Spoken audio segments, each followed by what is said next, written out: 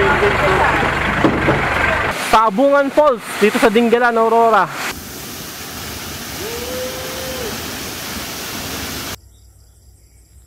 Ang ganda ng swimming pool nila dito kasi hindi masyadong matapang yung chlorine. Halos wala kang chlorine eh. Kaya kahit sumisid ka, duminat ka sa ilalim, okay lang. Sarap pa rin.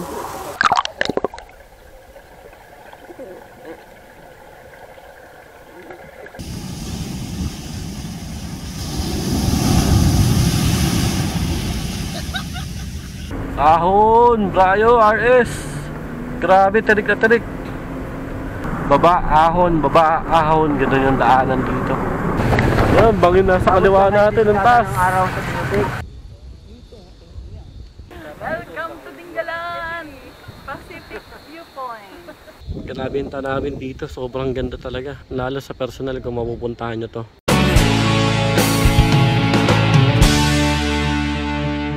What's up guys, J Travel. Nandito tayo ngayon nito sa Dingalan, Aurora. Kung di nyo pa nga pala napapanood yung previous vlog ko, yung biyahe namin papunta dito.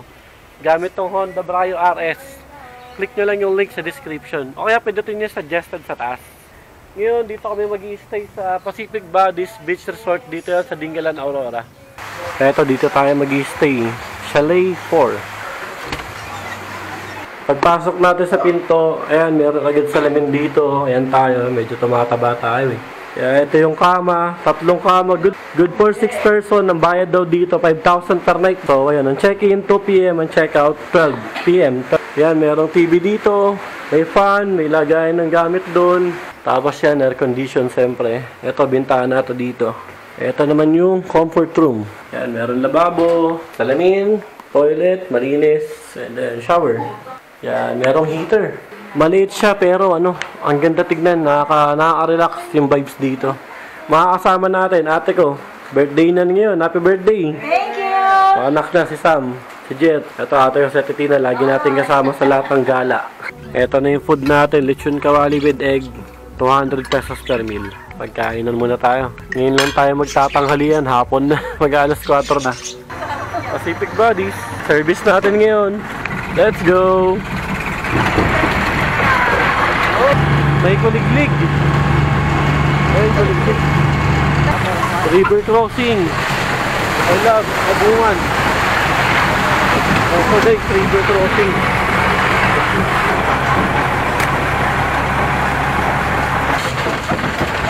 Okay. Sa river tayo. Sarap tamalang. Kaya pala dapat talaga traktora.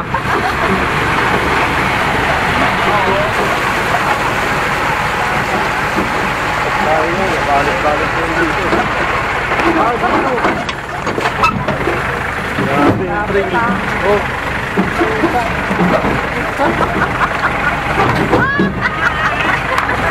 Kaya pala malalaki yung gulong. Grabe yung train dito.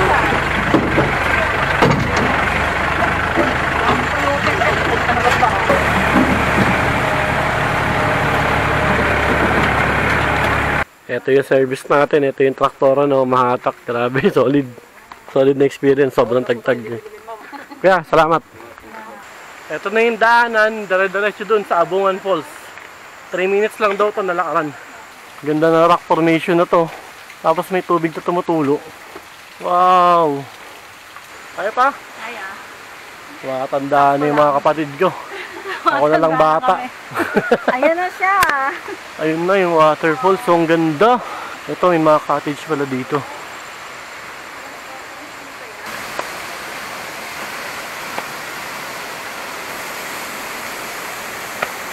Eto guys, nandito lang tayo ngayon sa Abungan Falls, dito sa Dingalan, Aurora. Kami na lang tao dito kasi 4:30 na, hanggang 5 PM lang ito pinapayagan pumasok dito. So maglulublob lang muna tayo saglit bago tayo bumalik dun sa service natin.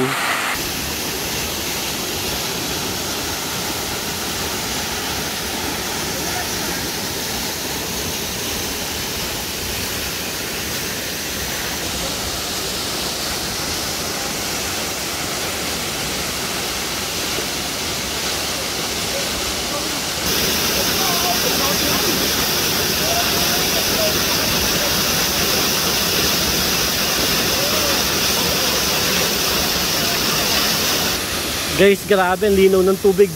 Oy! Lamig! Lamig ng tubig. Asan linaw? Ayan, ang linaw, oh. Ito yung waterfalls, oh. Grabe, ang ganda. Ayan, oh, grabe, ang ganda. Swabe.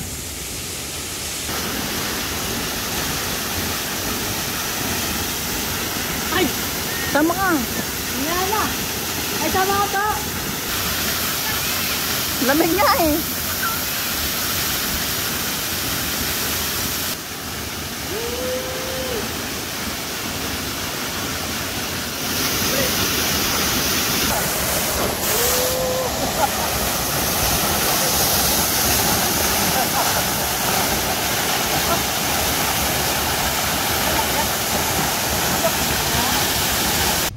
Nandito na ulit tayo nito sa resort dito sa Pacific Valley. Silip lang tayo dito sa dagat, padilim na eh. Ayun, oh. 6:30 na eh, kaya medyo madilim na. Tapos hindi na pwedeng maligo. Kasi yung oras na pwede ka maligo sa dagat, hanggang alas 6 lang. Sulit yung punta natin dun kanina sa Abungan Falls, ang ganda. Yung bayad nga pala dun is 350 per head. Tapos yung sakay natin dun sa umahatak na traktora, parang mga 30 minutes papunta, 30 minutes pabalik. Kaya lang dun sa waterfalls na yun hanggang 5 PM lang pwede. Kaya bumalik din tayo dun. Guys, ang ganda ng vibes dito sa Pacific Valleys kapag kagabi. Ito, papakita ko sa inyo.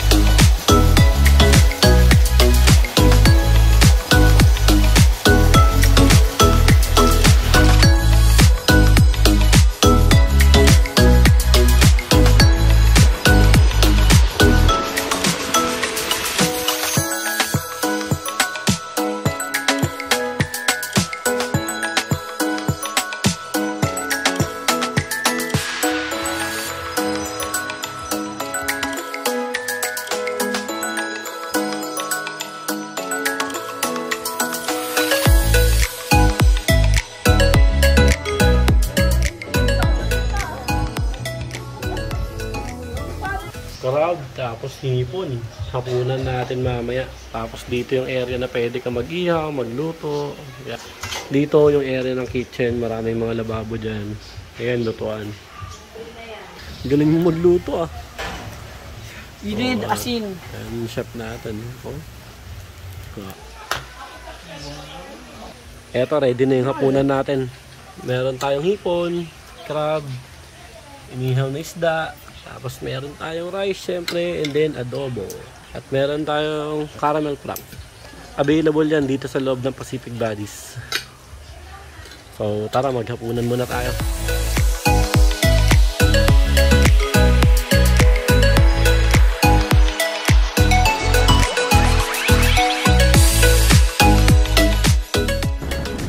Good morning guys, mula dito sa Dingalan, Aurora. Yan, dito pwede maglaro ng volleyball dito. Yung bola, hihiramin lang dun sa kanila. Ang rules nila dito, no life vest, no swimming. Yung life vest, hihiramin lang din dun sa kanila, dito sa mismong resort nila. Dito yung meron sanang pwede mag-bonfire, kaya lang kagabi umuulan eh, kaya hindi kami nakatambay dito. Ang lakas ng hangin, ang lakas ng alon. Meron daw mga dumating dito kanina na barangay, sinabihan na yung mga resort tsaka mga tao dito na bawal pala muna talagang maligo ngayong araw kasi daw merong low pressure area. Pero pwede naman magtampisaw dito. Huwag ka lang yung literal na maliligo talaga. Ito yung kahabaan ng beach dito sa Dingalan. Malawak naman yung part ng buhangin, yung resort nandiyan pa sa taas. Tapos dito sa kabila, ito naman, Mahaba rin yan, tuloy-tuloy. Tapos meron ditong lighthouse, tsaka kung tawagin Batanes of the East. Dito naman banda yun, oh. Yung lighthouse, eto yung part na to, yung merong nakatayo dyan sa ibabaw na yan. Kagabi umiilaw-ilaw yan, oh.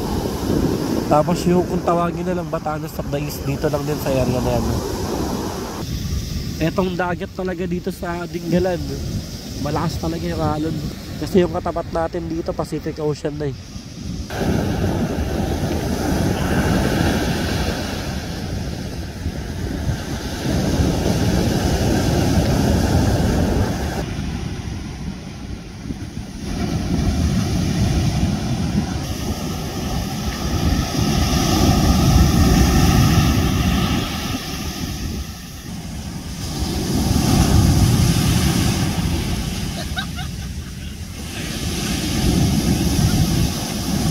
Timbre Cafe. Dito tayo kumain ng lunch pagdating natin kahapon. Tapos ngayon dito rin tayo magbe-breakfast. Ito yung breakfast natin. Tinesting natin yung Singaporean style breakfast. Salted egg chicken, may egg tayo dyan, rice. Dito naman sa amangkin kong isa, waffle with bacon. Dan sa ate kong isa, ganun din, waffle with bacon din. Dito sa isang amangkin ko, burger. So tara, magkainan muna tayo.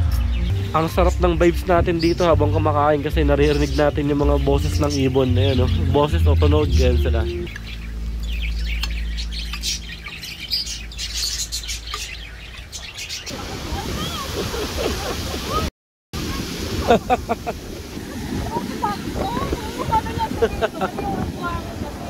Sarap pag-swimming sa dagat! Woo! Nag-swimming kami dito sa alon. Puro pula.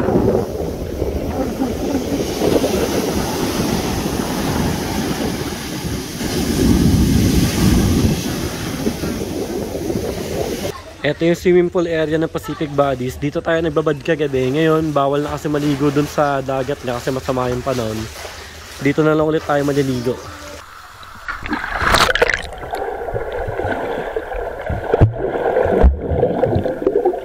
Dito yung mga hindi pinalad sa height.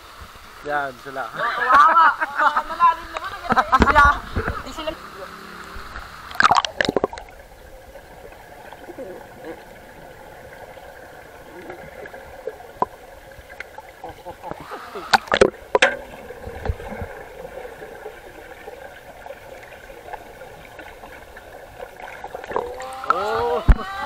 Nahulog pala yung ano mo. Panis ang mga tita.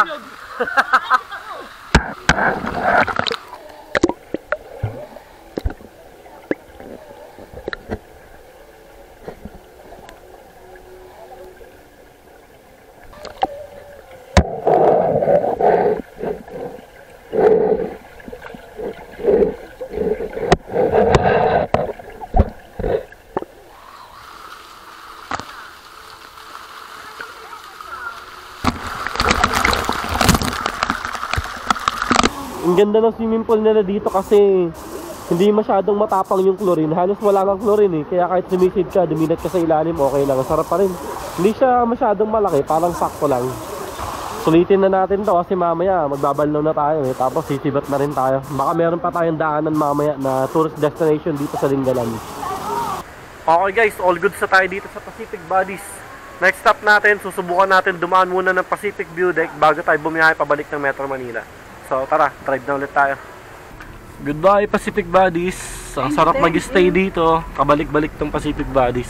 Sana sa susunod na sementohan na rin nila yung daanan dito. Para hindi na mahirapan yung mga maliliit na sakyan. Although kaya naman. Pero syempre, maganda pa rin pag sementado na. Kaya ng maliit na kotse. Kasi hindi naman literal na off-road eh. Sakto lang. Okay. Sport mode on. Zoom! Ang ganda ng park talaga na to. Parang ito pwede mag car camping dito. Park ka dyan, tapos relax ka na. Okay.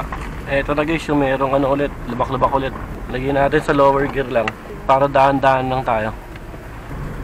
Love Pacific Bay. Sarap ng curve oh. Dito na ulit tayo sa palengke. Binilan natin ng ano kahapon, seafoods.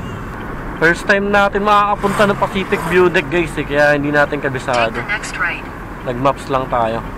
Ganda ng mga pick-up oh. Wow, sana all. Ito, dito na tayo. Oh, pala ba? Oo nga, no? Ang itsura parang kayo na hinala na diretso. Sige, Pio. Kanan, malalim ba? Ay, hindi naman. Daan-daan daw. Okay. Parang pwede maligo dito ah. Ayan, oh. May naliligo nga ron, no? Para mga locals. Ahon, Brayo, RS. Grabe, tarik na tarik.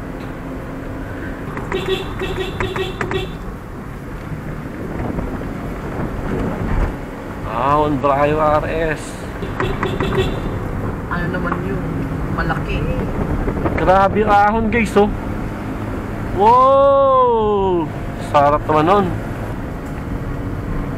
Grabe, kayang-kaya ng Honda Brayo RS. Hindi siya nahihirapan kahit puno kami dito. Yung pa ako sa gas pedal, hindi ito naka-floor. Inaalalayan ko lang. Baba, ahon, ganoon yung daanan dito.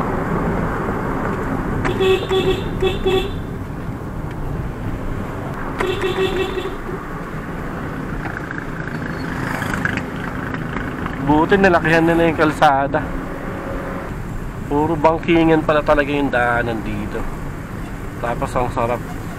In 400 meters, turn right.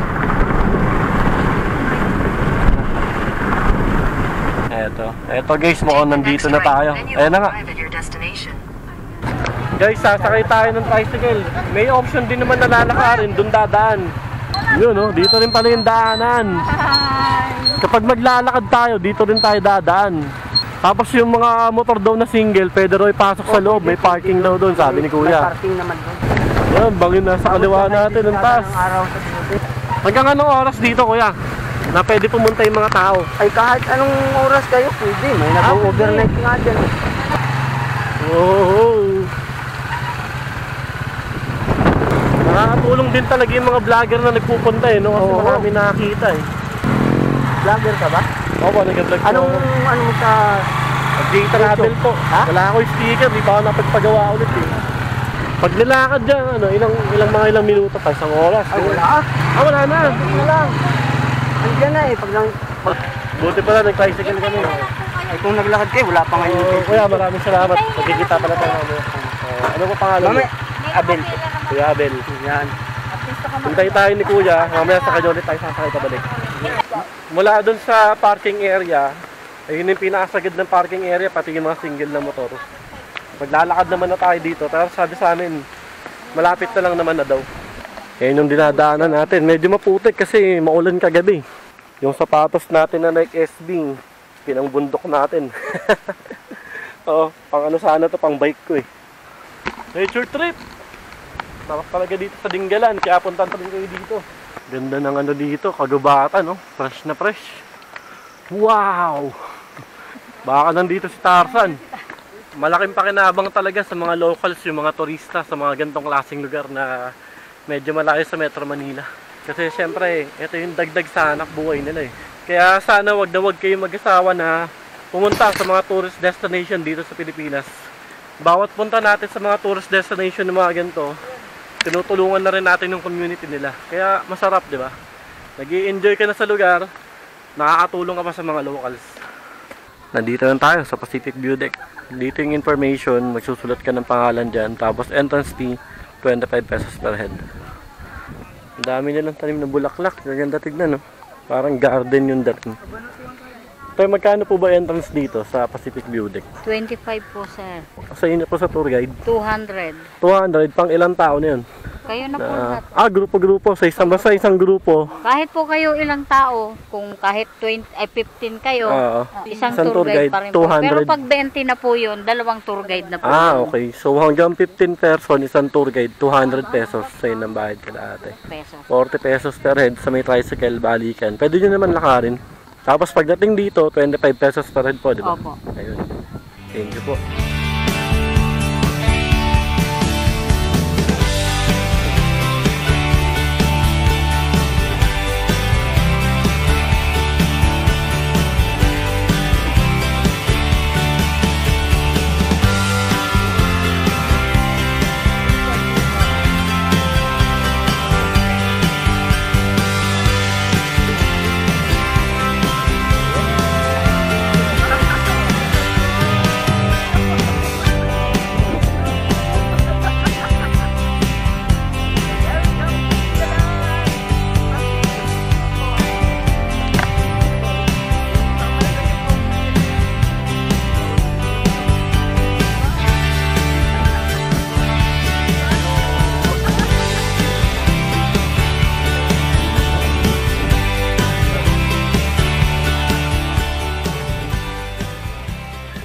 tayo nagpicturean kanina sa taas na yan. Kinabenta namin dito, sobrang ganda talaga. Lalo sa personal kung mapupuntahan nyo to. Dun sa baba, dapat pupunta pa kami ng pamangkin ko eh. Kaya lang mahirap daan pa akyat eh. Nagmamadali na rin kasi kami pabalik ng Manila. Baka gabihin kami. Kaya next time pagbalik ko dito, bababain natin yan. Nandito daw yung lighthouse eh, sa part na to. Zoom in natin. Ayan yung lighthouse. Sabi sa amin wala daw daanan dito sa bundok na yan papunta ron. So ang kailangan pala pag pupunta ka dyan sa lighthouse, sasakay ka ng bangka. Zoom in pa natin para makita pa natin ng maigi. Yun siya. Pag nandito sa malayo, akala mo maliit eh. Pag sa personal yan, sa actual, malaki din yan. Sabi sa amin, dyan daw banda sa lighthouse, sa babaanan, meron daw dyan white beach na pwede rin paliguan. Ito yung lalakarin dyan pababa. Papunta rin sa picture taking na yan. Puro bato yan. Naka-zoom in lang to kaya mukhang malapit sa camera pero dito sa actual, ang layo pa niyan, ang lalim ng area na yan. Dito ata yung pwede ka na maglatag ng tent eh. Sana next time pagbalik natin makapag-camping tayo dito. Mag-ea tayo ng tropa kung sino may gusto. Kasi dito meron namang tindahan Tindahan, ganyan, may mga kubo-kubo na parang cottage. Malamang may CR din dito. Ayun, may CR nga. So walang problema dito pag nag-camping ka dito. Halo-halo ni Nanay Lucia. Testing natin yung tinda nilang halo-halo. Sarap na ito Halo-halo ni Nanay Lucia. Kayo po si Nanay Lucia? Oh, hindi. Anak ni Nanay Lucia. Ito halo-halo nila. Magkano po ito? 60 po. 60 pesos ng halo-halo. Ate, salamat po. Ano po ba pangalan nyo pala? Clarissa po. Ate Clarissa, tour guide dito sa Pacific View Deck. Salamat ate. Kita-kits ulit tayo. Okay guys, solved. Success yung naging adventure natin dito sa Dingalan, Aurora. Ngayon, babiyahin na rin kami nito pabalik ng Metro Manila. So, kita-kits na lang ulit tayo sa mga susunod pa natin paglalakbay. Subscribe!